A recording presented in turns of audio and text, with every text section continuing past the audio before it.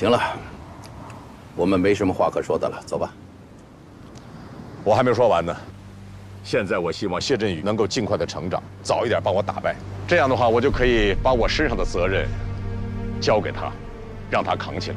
有朝一日，他能像你我一样，能够把他身上的担子传给比他更年轻的人身上。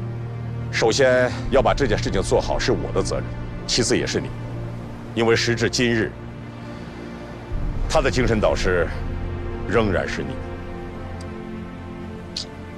你这个人呢，真不会说话。我们今天说的太多了，走吧。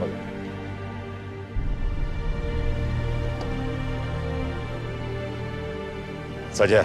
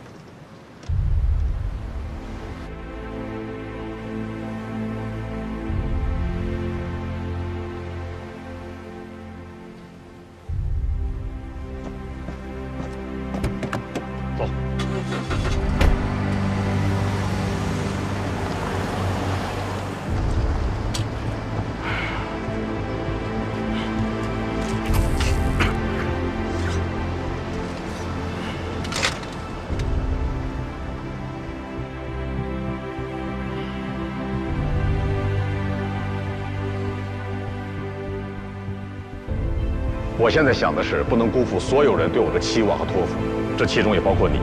荣誉和责任是我迎来的，不管它有多重，我会把它扛起来，而且要把它扛好。要把这件事情做好是我的责任，其次也是你，因为时至今日，他的精神导师仍然是你。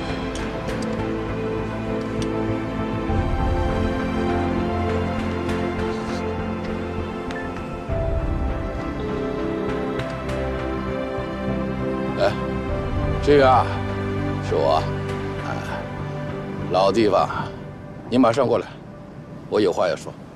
对。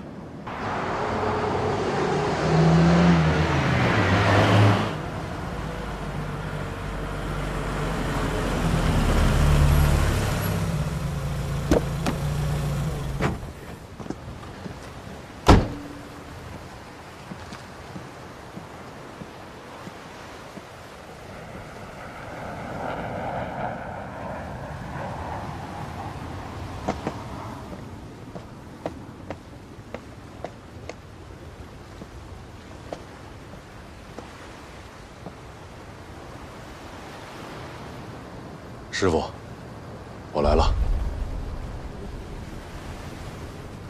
你铁了心要退出石飞大队，回120团？是的。我看你退役算了。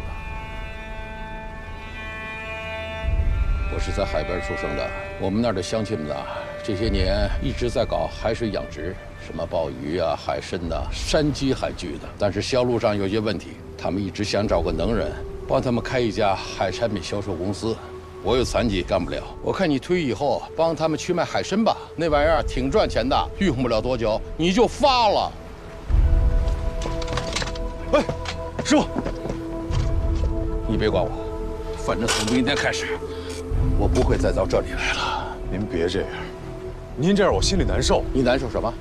承认自己不行，在比你更强大的对手面前认输，不丢人。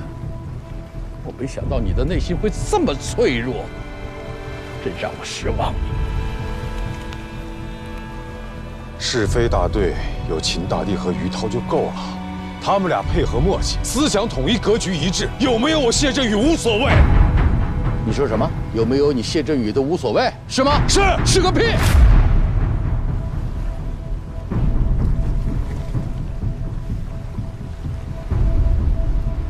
当年秦大帝连续3次决战击败我之前，你知道失败了多少次、多少年吗？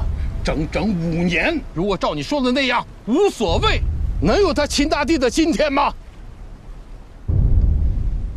每年全海军的空中对抗，最后进入决赛的总是我们2个人，每次都是我击败他，是我让他一点点明白了他的差距在哪里，想成为最优秀的飞行员。他还需要什么？最后他终于成功了。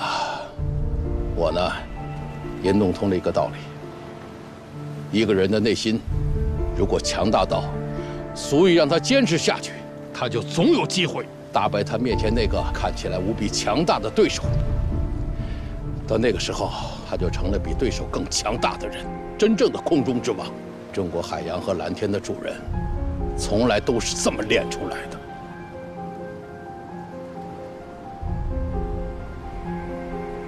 您到今天还相信我？我相信你有什么用？是秦大帝相信你，秦大帝相信你有什么用啊？你得自己相信你自己。您说秦大帝相信我？他自己跟您说的？他儿子得了疑难杂症，头脑发达，四肢不能动。到今天，医学界也没个明确的说法。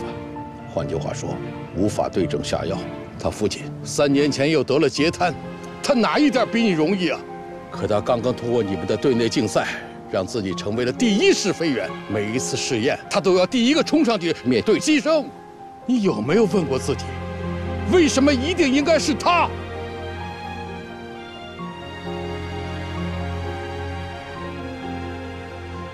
？12年了，我终于明白了。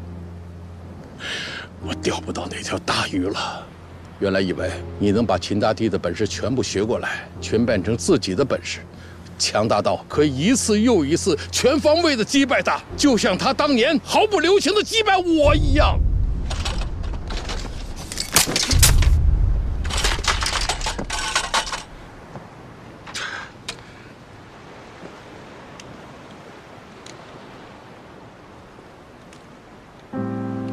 古代有一个任公子在东海边垂钓，用的是天下人从来没有见过的大钩，缆绳一般粗的钓线，50头牛做钓啊。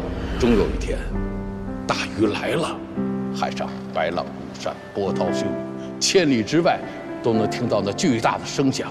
任公子把这条大鱼钓上来了，分给大家吃。浙江以东，苍山以北，所有的人一起吃都吃不完的。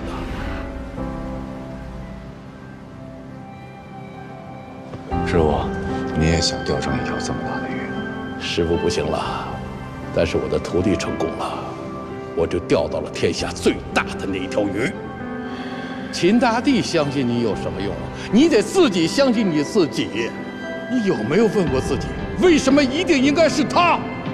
儿子，人可以比鲲鹏飞得更高，因为人的心比鲲鹏的心更高，比天更辽阔。人可以比风筝，比山鹰，比想象中的鲲鹏飞得更高，因为我们是人。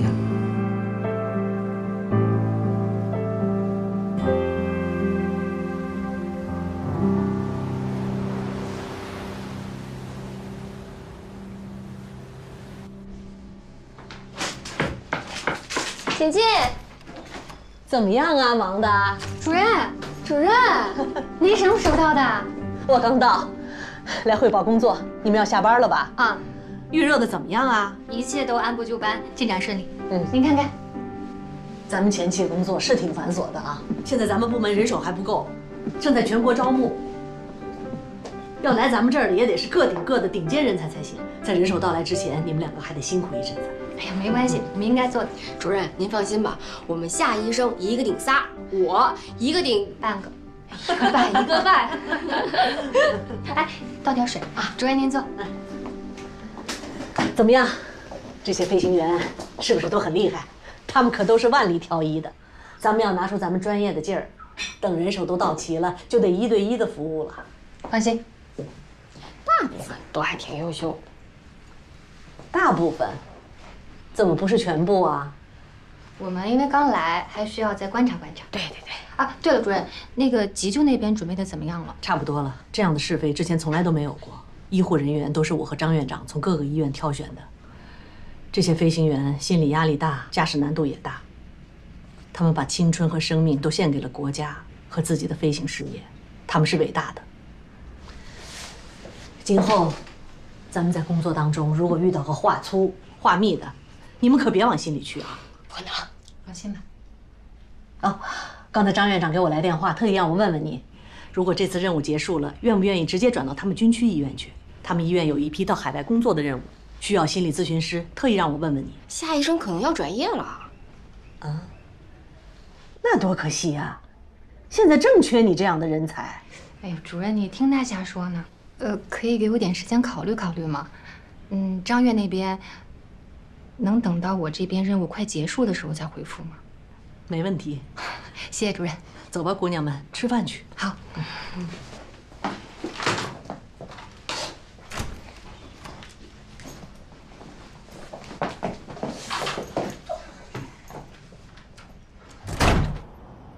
他从这个单位换算到这个单位，这样他就等值了。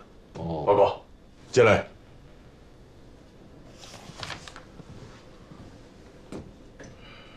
怎么？有事儿？大队长，政委，我很惭愧，我请求撤回我的离队申请。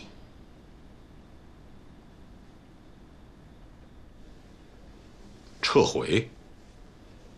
是的。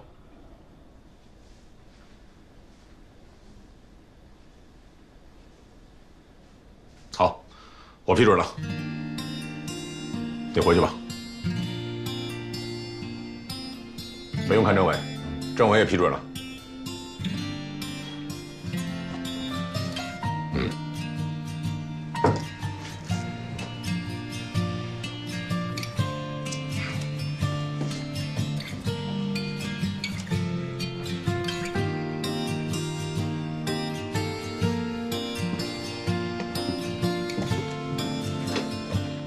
笑什么？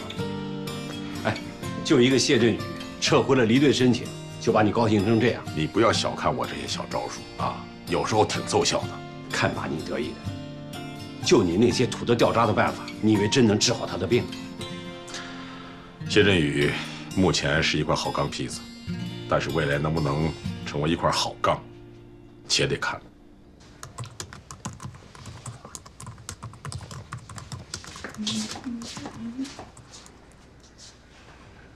我亲爱的夏医生，还不准备睡觉啊？我把这个整理完就睡，你先睡吧。送你一句话啊，工作是为了更好的生活，不要为了工作而失去生活。妮娜，你觉得事业重要还是家庭重要？这个就看你怎么选吧。虽然你是事业型的啊，但是我觉得如果你能嫁给钱成这样的男人，可以提前转业。张院那事儿，你就找个理由退了。可我从入伍那天起，我就没想过要转业。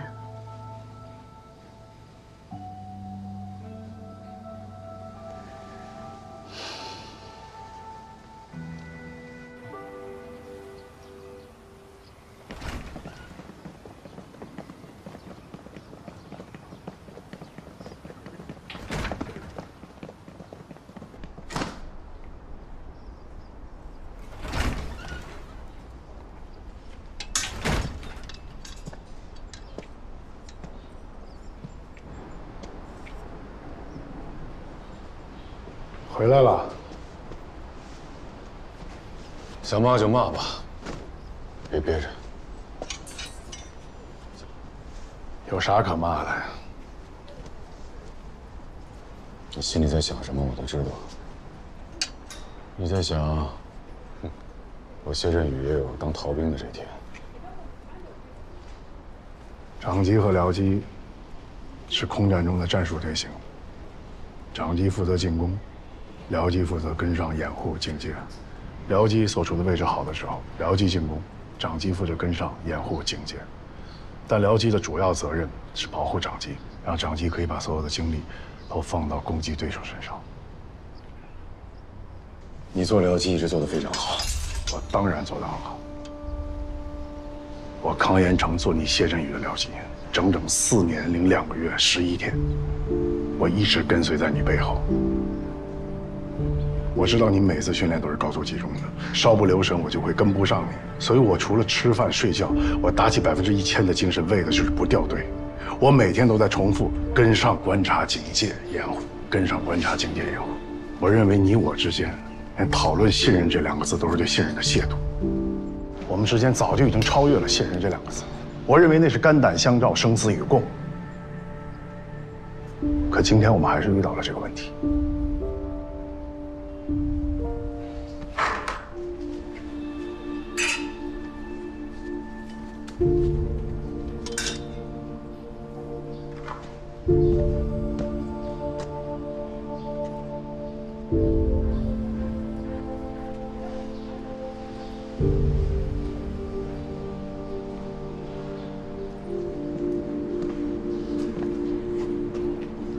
我之前什么都跟你说过，但有一点我从来没跟你讲过。我从当兵那天起，除了军人的责任，我没有什么其他的理想，我也不知道该有什么理想。我直到成为你谢振宇的僚机，我在你身上看到了一个军人除了责任以外，还可以做一位空王，可以成为飞行的艺术家，可以做空王之王。那个时候，我开始有了自己的梦想。你是空王之王，我要成为空王之王的僚机，所以我不断的在锤炼我自己，我就怕给你丢人，给你拖后腿。可你怎么对我的，谢振宇？你连走这么大的事你都不跟我商量，你把我当朋友了吗？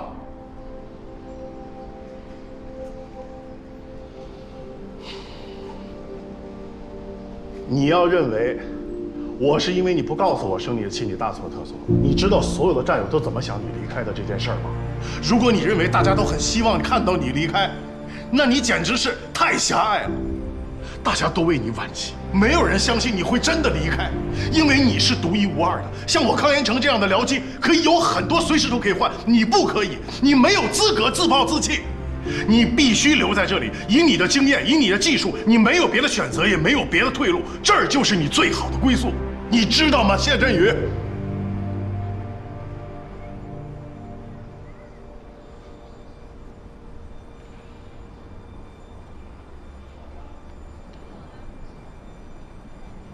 骂得好，只此一次，下不为例。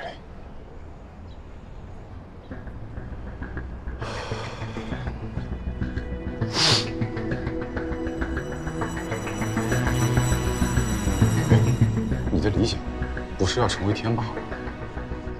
天霸一当机，我什么时候当机了？你是不是天天希望我当机啊？啊！我就不当机，我告诉你。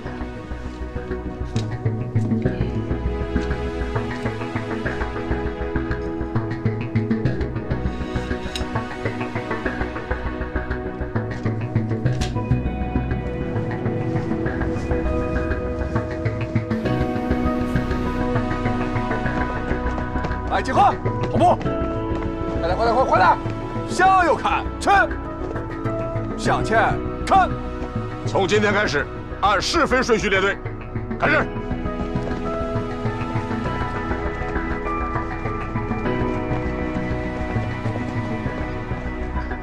全体都有了，稍息，立正，向右转，跑步走。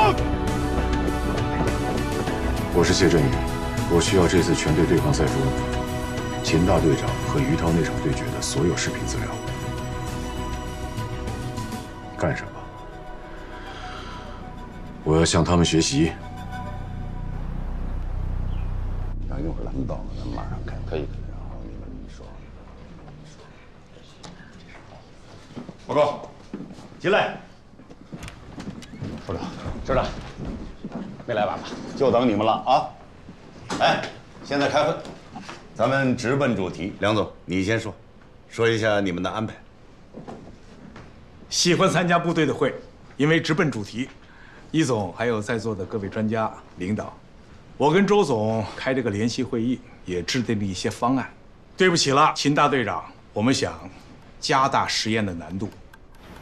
我们想在人机所之间做一个适配性的系统。我们的标准就是飞机能够成功挂锁，系统安全可靠，不掉链子。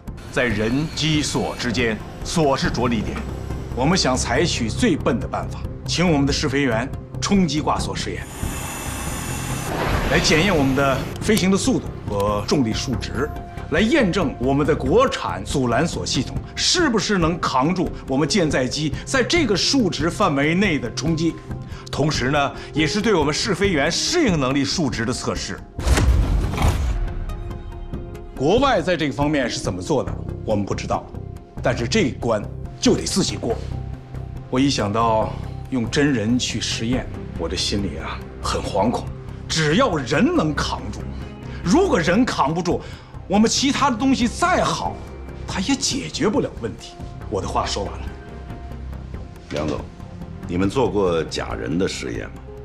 当然做过，但是驾驶我们舰载机撞锁的毕竟不是假人。周总有什么要补充的吗？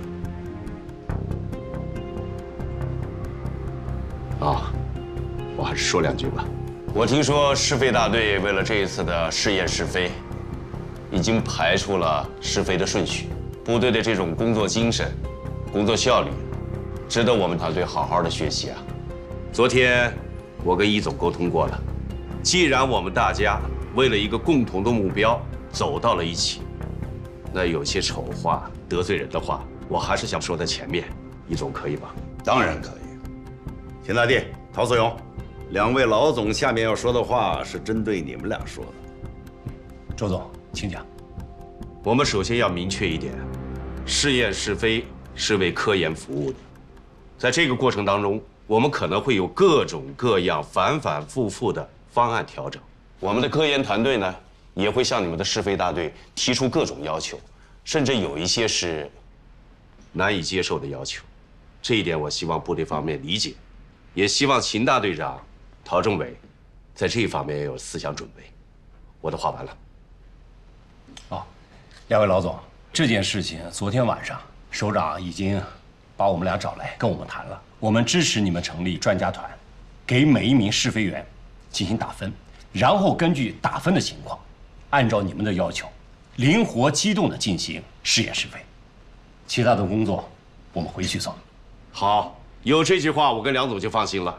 一总，我们的专家团队啊，已经全部就位，随时可以进入试飞场。坦率地说呀，我们要完成各种适配，首先是军地两方的相互适配。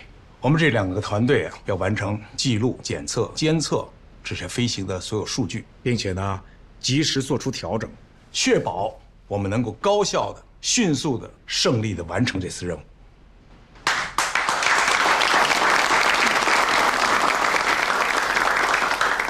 好，这个会开得好啊。虽说是短会，其实已经很长了。是这样，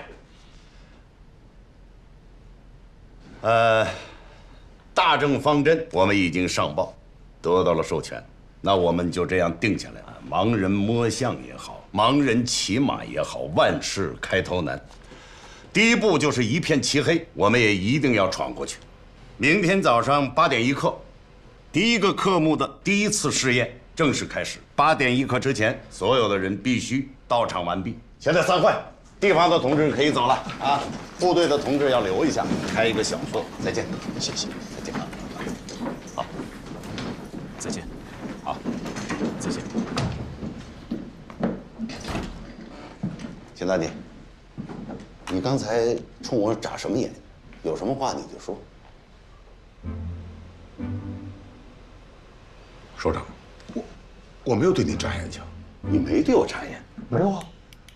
地方的同志都走了，现在就剩下咱们自己人了，有什么话就说嘛。你举什么手啊？你说。首长，我认为今天这个会开得不好，跟您有很大的关系。什么意思？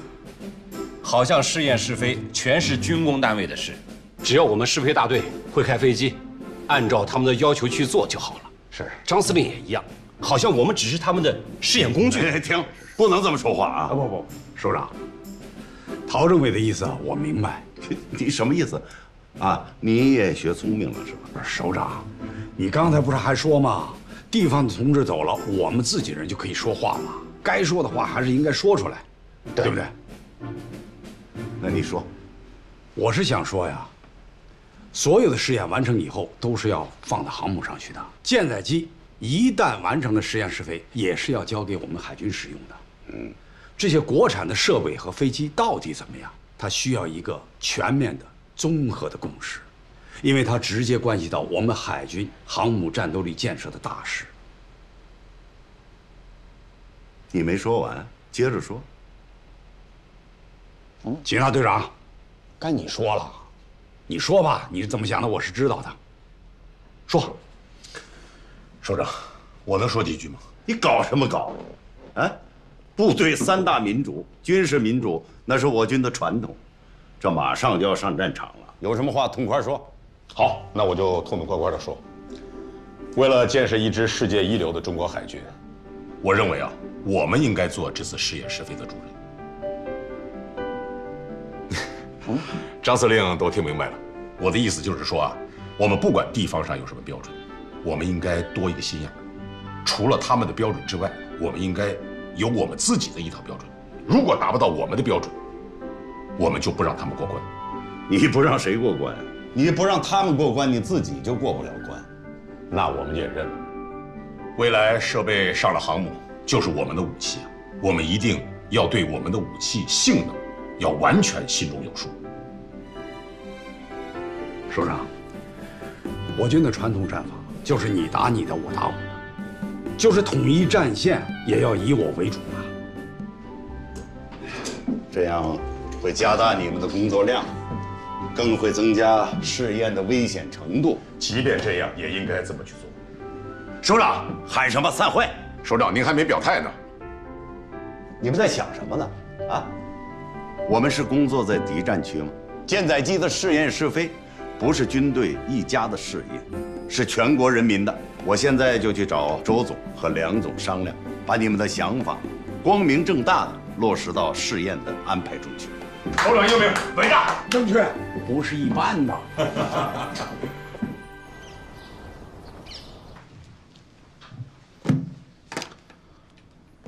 同志们，今天开个全体会议，只有一件事情要宣布：上战场的时刻到了。既然是上战场，就要做好准备，不打无准备之仗。我有2点要求：第一是纪律，一切行动听指挥；第二是状态，召之即来，来之能战，去迎接马上就要开始的战斗。接下来，我来宣布几件具体的事情。第一件事，要求一定要慎重出战，这是我军的传统。出战能不能胜，事关士气、信心和全局。我们一定要以出战就是决战的意识，全力以赴打好这一仗，为航母成军这个伟大的战役开一个好头。第二件事情，虽然前一段时间我们通过队内系列对抗赛排出了试飞顺序，但并不是说到了试飞场，每一个科目、每一次的试验试飞都要完全按照这个顺序来执行。既然是作战，我们就要因天、因地、因时，有什么敌人打什么仗，有什么阵地打什么仗，有什么武器打什么仗。具体到我们，就是有什么样的人才、什么样的任务，打什么仗。我是大队长。在大家还没有 LSO 资格认证的情况下，我还是首任代理 LSO。航母舰载机着舰指挥官，有权根据需要灵活安排。安静，不要议论，议论也没有用，这是命令。第3件事是今天上午刚刚决定的，由军工单位成立专家团，跟踪监视我们每一次的实验试飞，给我们这些人打分。不要小瞧了这些知识分子啊，他们给你打了分，就会根据分数来要求总指挥和我调整使用试飞员。不管你现在在试飞大队排在什么位置，只要在这一次试验试飞当中你有好的成绩，仍然有可能被安排首先出场。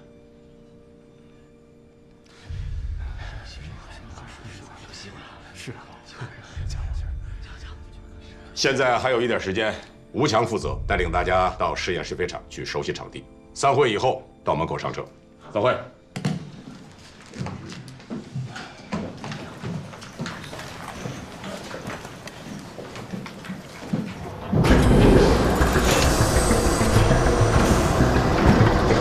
天流板在航母甲板上的主要作用是为了挡住舰载机起飞时释放出的尾焰，并把它们引向两侧还有上方，同时也是为了避免灼伤甲板和为了保护后面准备起飞的舰载机。大家好好参观一下。这回你的机会来了。什么意思？大队长不是说了吗？尽管你现在是第3试飞员，但只要干得好，还有可能成为第1试飞员。规矩都是他定的。你呀，只要别犯错误，别再违纪，一切皆有可能。马上就要开始了，你小子可千万别掉链子。放心，咱们都加油吧。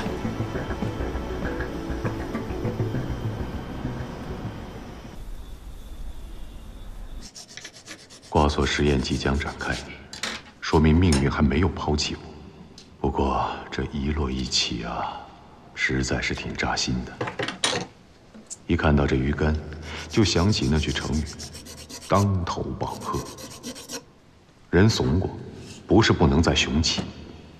师傅昨天特别发来信息，就郑板桥的2句话：“千磨万击还坚劲，任尔东西南北风。”记住了。心理辅导到咱们俩了，走。你先去，我忙完就过来。我帮你。哎，别，这事儿我必须亲力亲为。要我说啊，买根新的给师傅送过去，显得多有诚意啊。我师傅要的不是杆儿，是我诚心悔过的态度。在那边等你啊。嗯。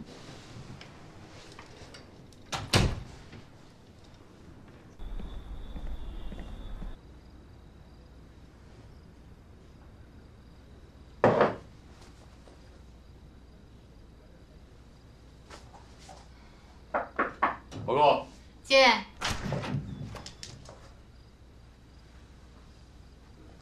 康彦成呢？等不及你，先送柳妮娜回去了。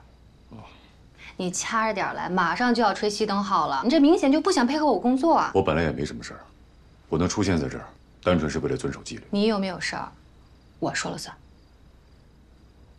行，那咱们开始吧，简单聊2句。边走边聊。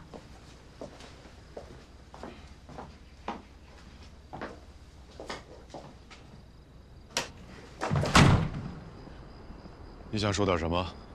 例行公事，类似回访。我最近不失眠，不呕吐，不腹泻，无任何不良症状，所以就不用浪费你的时间了。但你的心理测评是 S 减。其他人呢？秦大队长、于涛都是 S 级。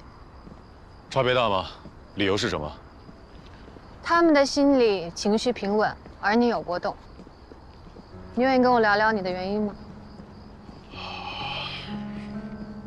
好胜心太强。够坦诚。带着目的的飞行很容易焦虑，就像负重前行走不远是一样的。你也知道，在世界航母史上有非常多的舰载机飞行员，他们没有输在技术上，反而是输在了不能控制自己的情感和内心，最终造成了巨大的惨痛的事故。所以我希望你能够克服。说的容易，这不单是对你自己负责，更是对航母成军这个伟大事业负责。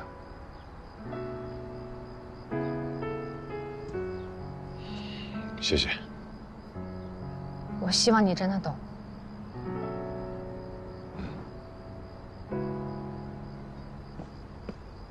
谢日语怎么了？没怎么。不可能，他要是没怎么，夏医生不能单独跟他谈。那我就不知道为什么留下来了。但他真没怎么。哎，你最好说实话啊，不然小心我给你记评分上。我跟你说的都是实话，柳医生。看我的眼睛。看着呢。怎么了？哎，我怎么看不出来呢？你要看出来什么呀？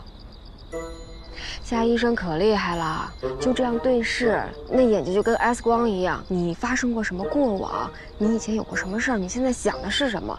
他都知道。可是在你身上，我怎么什么都没说出来？亏了我没让他看。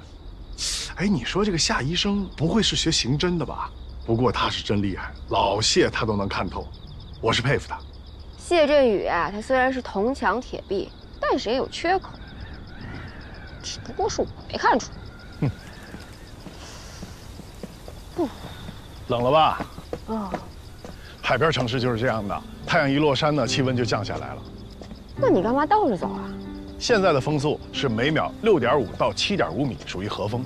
我呢挡在你前面，吹到你身上的风就变成2.3到3.3米，属于微风，这样你就不容易感冒了。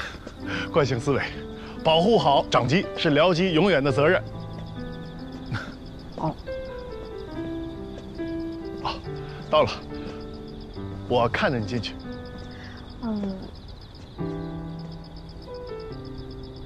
啊，僚机。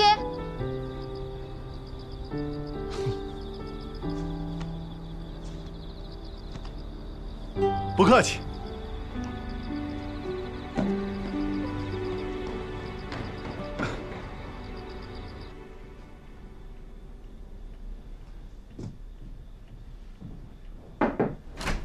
大弟，首长来了。首长，明天就要开场了，我来看看，真准备好了啊！千万不要给我掉链子。报告首长，已经全部准备完毕，坚决不掉链子。你知道我的标准？知道，万无一失，滴水不漏。光说有什么用啊？能不能做到？不能。不能，你说你一切准备完毕了。报告首长，我说的不能是，我能保证我们这一方不出纰漏，但不敢保证试验主持方那边就不出啊。什么试验主持方？我们才是试验主持方。那太好了。出场顺序排出来没有？排出来了，拿来我看看。是。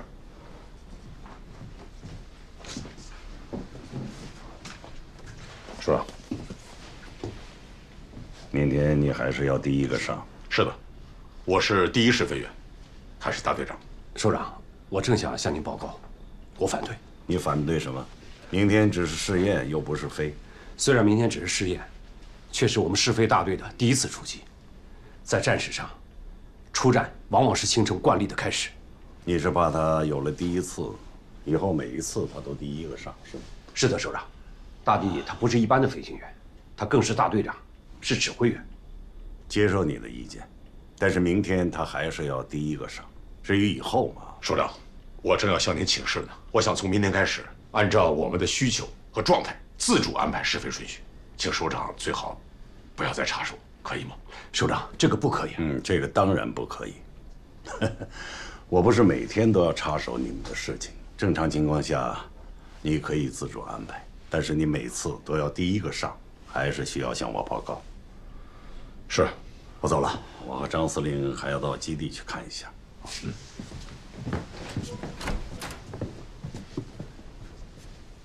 你跟着我干什么？慎重出战。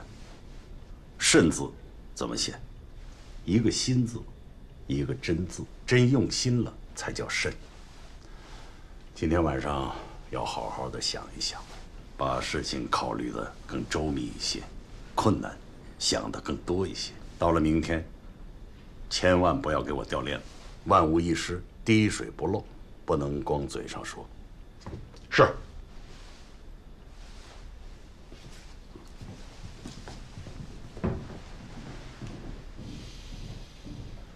大兄，你把你女朋友画的有多漂亮，你就把这个动作给我画的有多漂亮。全体起立！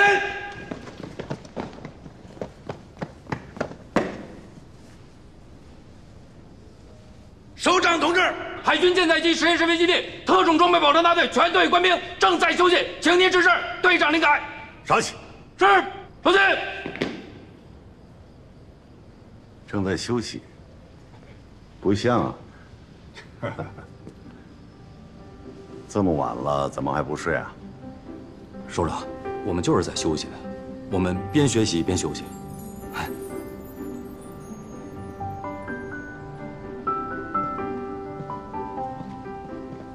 哦，你们在向外军学习航母甲板上的指挥手语？是的，首长。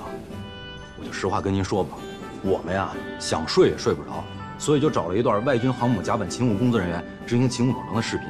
我们呢边看边学，将来我们上了航母以后，一定能拥有得着。